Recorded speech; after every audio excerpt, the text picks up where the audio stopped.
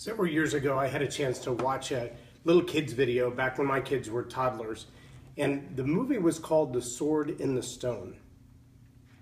I'll never forget the scene where the younger brother, who's supposed to be tending his brother's sword while he's at tournament, messes around somehow and breaks it. And as he's broken off his brother's sword, he has gone to every blacksmith in town. Of course, they're all involved in the tournament. They've made swords for everyone else, and they're pretty much out of material. There are no swords left to be found in town at all. It's coming up in the afternoon, and his brother's about to be involved in the tournament, and he has no sword. He has no way to provide him with the sword because he broke the one that he brought for him. And in an act of desperation, he sees a sword stuck in a rock.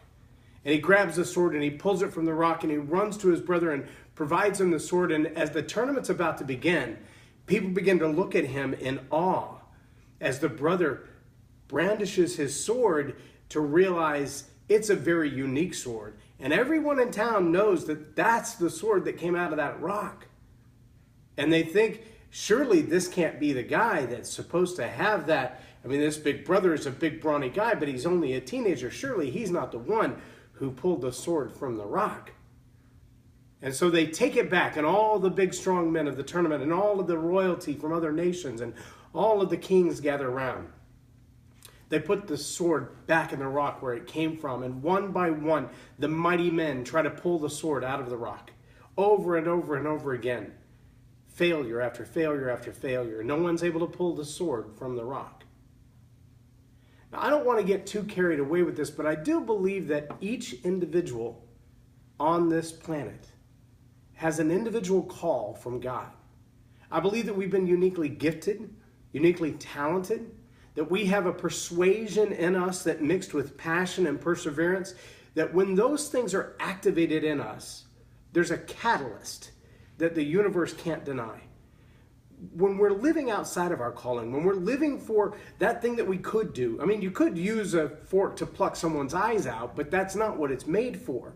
You could use the big giant fork like you scoop salad with to eat olives, but it'd be really hard to get in that tiny little jar. There's a fork made for that tiny little olive jar. There's a spoon made for that tiny little jelly jar. And I think for each of us, when we find not only that we have a purpose, I am a spoon and not a fork. It's really hard to eat tomato soup with chopsticks. When we find that we have a purpose, and the closer and closer we get to that purpose, the more we see the will of God moving in our lives, the more we see that doing what we do best, not 10 million other things, but that thing that we do the best. It may seem like a really narrow scope with all that we're capable of, but when we bring all of what we're capable of together to bear on that one thing that no one else in the world was made to do like we were, we see success in a whole different light. We see accomplishment in a whole different level. Each measure of accomplishment is a magnitude better. It's an exponential increase. As the men gathered around to pull that sword out of the rock, and no one succeeded at it, the little boy came back. The same boy who pulled it out and dragged the sword to his brother. It was too big for him to wield. It was way beyond his need, that particular sword. Now, I don't know if you've heard this story. Maybe it's a legend, a myth, I don't know what you would call it, of the sword Excalibur and Arthur in the Knights of the Round Table. But the legend is that that sword had been placed in the stone and that only the one who was anointed to be king next would be able to remove that sword from that stone. And as the sword sat in that stone for years, maybe even decades, legend has it that many men had tried to take it from that stone. They tried every means to get that sword out of that stone, and no one could take it out. And this little boy, this tiny, scrawny young boy, barely 10 years old, walks up, lays his hands on the sword, and as he does, this beam of light, now this is an animated cartoon, okay? I'm not telling you the real story. This beam of light comes down from heaven, and the ethereal music as all the angels are singing, and he grabs the sword, and it's like everybody knows before he even pulls it out, that's the one. That's his calling. That's what he's made to do. Like not just a fork, but the olive fork. He's the one for that job. No one else is called to it like that boy. And he laid his hands on the sword, and he pulled it out of the stone like he was pulling it out of melted butter. It was no challenge for him. All these mighty men had struggled. Their backs were tired. They couldn't get it to work. I want to challenge you and ask this question. Are there things in your life that you work at that you struggle, that you feel exhausted, you feel whipped, that no matter how hard you try, success doesn't seem to follow that? I want to ask you the question, is there a chance that you're trying to pull someone else's sword from the stone? Is there a chance that you're not doing what you were made to do? That the opportunities in front of you, they're boundless. I mean, we live in a world in this digital age, an information age, where knowledge and wisdom can be had at a moment's notice. Opportunities are endless. Paul said really well, all things are acceptable, but not all things are profitable. Now, you could do anything. You could do anything for a living. You could have any job you wanted to. There are still some glass ceilings of race or religious discrimination or sexual orientation discrimination or male or female discrimination. Those are there. I'm not trying to say they're not. But I do believe that in this country, in this world, in this day and age, the opportunities are endless. You could do or be anything you wanted to be. And even in that thing that you find great success financially, that you find the fame and the fortune that you wanted, there's still going to be a burden in your heart. There's still going to be a taunting, if you will, that you're not doing what you were made to do. You know, that young boy could have been his brother's armor bearer all of his life. He could have carried on that sword belonged to his brother, and then that he pulled it out and lived that lie all of his life. And many of us have chosen to do that at different times in our life, to live the lie.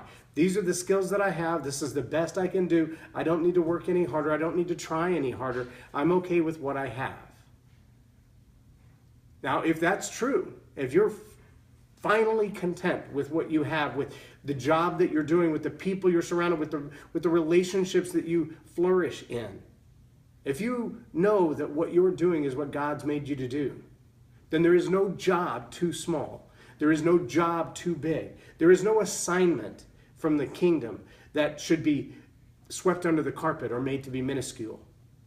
There are those who delight in cleaning homes. There are those who delight in teaching children. There are those who delight in standing in front of a crowd. There are those who delight just to study and write out what they've heard, what they've read, what they've learned. And all of those are honorable positions. All of them are. But the most honorable position, that was easy for me to say. The most honorable position for you, the one that will bring the most success, in whatever terms you want to measure it, but the most success in your heart and your peace of mind, is going to be the one that you were called for, the one that you were assigned to. Now, there's a difference in destiny philosophy, especially within the Christian church, that some will say the will of God is that Jim Bob do this particular thing, and if Jim Bob were to refuse to do that thing or to pass away before it happens, that task would never happen. And then there's another school of thought that God is sovereign and he will get that task done no matter who he has to do it. And I just want to ask the question, if it's not about the task getting done, but the promise that God made to us, that his intent for us is to make us into the image of his son, then it's not about whether or not the task got done as much as about whether or not we learned to do the task, that we went through the process, we learned the lessons along the way, we took in all that information. Are you in that process? Are you learning to become like Christ? Are you learning to fulfill the destiny you were called to because you found your sword in the stone? The job that no one can do quite like you? When that ray of heaven shined down on that little boy in that movie, I had chills from head to toe, and I felt like the Holy Spirit said to me, that's you with prayer. And so I serve on the altar ministry team at our church. And when people come down, I feel the Spirit move as I pray for them. And I get great joy out of that. And I can tell you, even still, even today, some 20 plus years later, I feel the burden and the awe and the almost fear, the healthy respect of the power of that sword. I don't take prayer lightly. I don't use prayer flippantly. I don't say to someone, hey, I'll pray for you about that, and then forget about it. If I make that declaration, I'm going to pray for you right there, because I take prayer very seriously. It also means sometimes it scares me away from the prayer closet, because the burdens on my heart are more than I can bear. And it frightens me to think of the responsibility of taking those things before God. I'm just being honest with you. You could pray for me for that. I would really appreciate it. But I want to pray for you right now. And I want to pray that God will speak into your heart the destiny that he's called you to, where all the skill sets and all the education and all the relationships and all of the things in your life begin to come together in this time of great harvest, where souls are on the line, where lives could be impacted and changed, where you can be used the way you were made to be used. I want to pray that all the barriers would begin to fall away, that all of the things that have held you back, whether it's your own internal fear, your own relationships, your own experiences, your own past, or legitimate things outside of you pressing in, finances, a lack of education, a lack of time, the wrong relationships, that those things would fall away and you would begin to walk where God called you to walk. Father, I just thank you that you are a glorious Father, that you're a good, good Father, that you've challenged us to call you Abba, meaning Daddy, and to engage in our lives. And I know, Father, that each and every person watching this has a burden on their heart, even if they're not a believer, even if they aren't walking in a Christian faith, that you've placed eternity in their hearts, and that they know they weren't put on this earth just to occupy space and to take up time. They know in their heart of hearts that you made them for something special. Father, I pray that you begin to reveal that thing to them, that they would be able to look in the mirror and see that sword in the stone for them, that they would say, that's my thing, that's what I was made for, that's what all my gifts and talents and education and resources, that's what they all point toward. Father, I pray that you would reveal to them a truth that you've known from the time they were in their mother's womb. And I pray that you would begin to open doors for those things to be lived out, that you would give them that sense of purpose and the passion and the perseverance to find it. And Father, I pray that all of the world would begin to see the creation that you've made and honor you in their successes.